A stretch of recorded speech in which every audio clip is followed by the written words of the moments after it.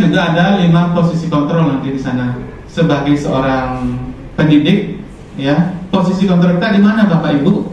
Bisa saja sebagai penghukum, bisa saja sebagai pembuat rasa bersalah dari siswa.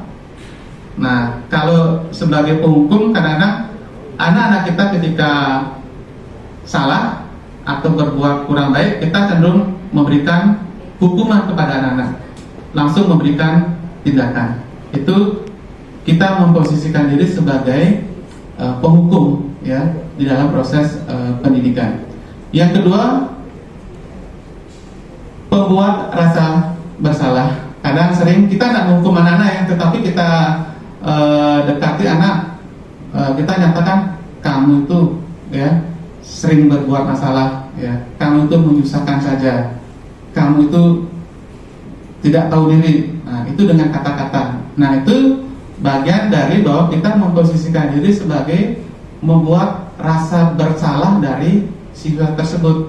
Mungkin Bapak Ibu pernah mengalaminya. Saya pun pernah. Kadang-kadang pernah melakukan, kadang kita lakukan hukuman pada anak-anak. Kadang-kadang kita dekatin anak tapi dengan nada yang sepertinya memojokkan anak-anak, sehingga anak-anak itu merasa dia bersalah, ya, merasa bersalah dan merasa akhirnya dia terjadi merasa tertekan di dalam dirinya.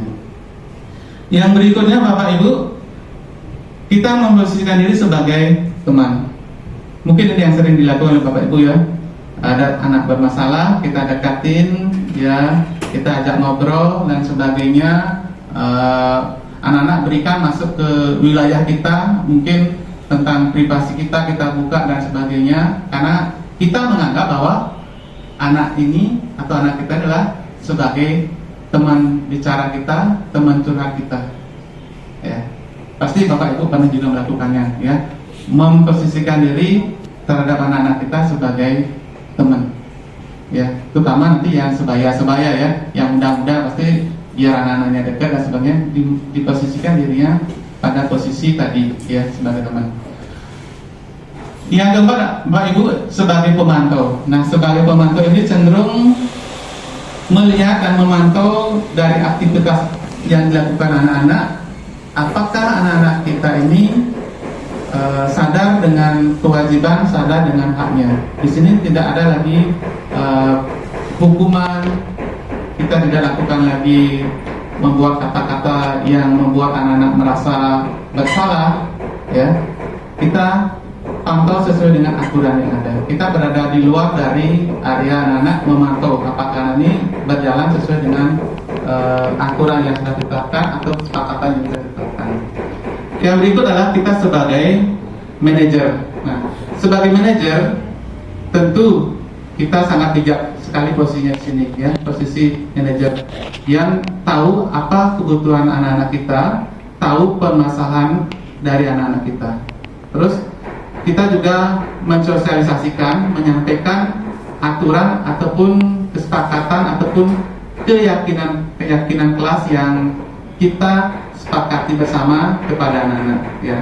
Contohnya anak-anak, kita punya aturan ini, ya. Mari kita jalani bersama, lakukan bersama. Nanti kalau ada sesuatu atau ada masalah, mari kita diskusikan bersama, ya. Seperti itu. Terus ini sebagai manajer memantau terus, ya, kondisi dari perilaku atau keseharian anak-anak di dalam kelas. Nah, ini Bapak Ibu, bagaimana nanti kita memposisikan diri sebagai pendidik di dalam kelas, apakah sebagai penghukum, sebagai pembuat rasa bersalah, sebagai teman, sebagai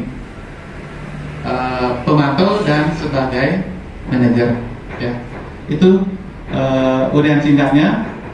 Selanjutnya nanti ada restitusi, Bapak Ibu, dari masalah-masalah yang dihadapi anak. Tentu kita berusaha untuk memberikan ruang kepada anak-anak terhadap kesalahan atau kekeliruan yang dilakukan, ya.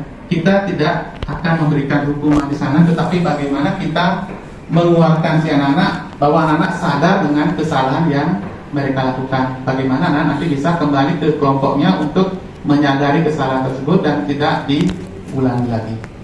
Ya, itu